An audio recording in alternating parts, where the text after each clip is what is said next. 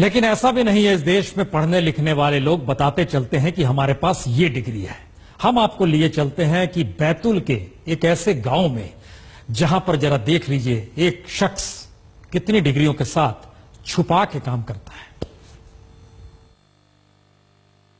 नाम आलोक सागर, डिग्री 1973 में आईआईटी, 1975 में एमटेक दिल्ली से, 1977 में short degree Houston university Texas America से, डेंटल में टेक्सास यूनिवर्सिटी से पोस्ट ग्रेजुएट, समाजशास्त्र में कनाडा की डलहौजी यूनिवर्सिटी से फेलोशिप।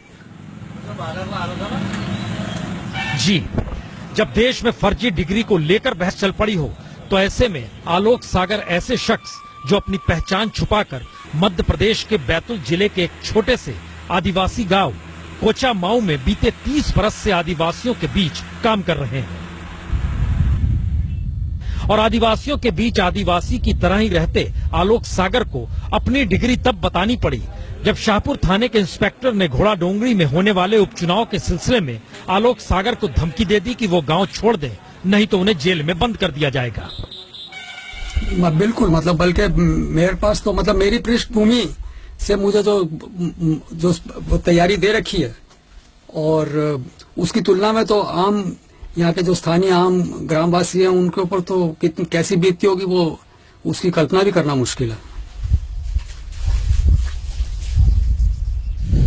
तो अपनी पहचान छुपाकर या कहें डिग्रियों के बारे में कोई जानकारी दिए बगैर काम करने वाले आलोक ने जब थाने जाकर बताया कि वह देश दुनिया में तमाम नौकरी छोड़ आदिवासियों के बीच बीते 30 बरस से काम कर रहे हैं, तो फिर पुलिस ने तत्काल विदा किया और कुछ यूं कहा। ये कोचामाऊ में एक आलोक सिंह जी की खबर लगी थी। अभी मीटिंग में भी कुछ वहाँ के लोगों ने बताया था कि साहब कोई आलोक सिंह जी जो काफी समय से वहाँ गांव में रह रहे हैं, तो हमारी जानकारी में आया था। तो इस कारण से हमने उनको बुलाया है तस्दीकी के लिए कि ये भाई कौन है, क्या है और किस लिए यहाँ पर रह रहे हैं, कब से रह रहे हैं। और थाने से निकलकर आलोक सागर फिर से आदिवासियों के बीच चले गए।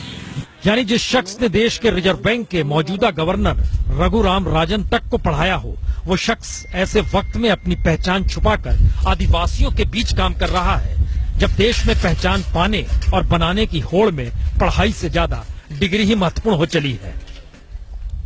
जितने भी इंसानों के जितने भी बच्चे पैदा हों उनको बिना किसी भेदभाव के बिल्कुल एक समान परवरिश मिलनी चाहिए, पहली बात। और दूसरी बात यह है कि कोई इंसान कोई भी काम करे लेकिन उसके समय की कीमत बराबर होनी चाहिए। अगर ये हो जाए तो फिर किसी और सुधार के बारे में सोचने का सवाल बाद में उठेगा। बैतूल से राजेश भाटिया के साथ आज तक ब्यूरो।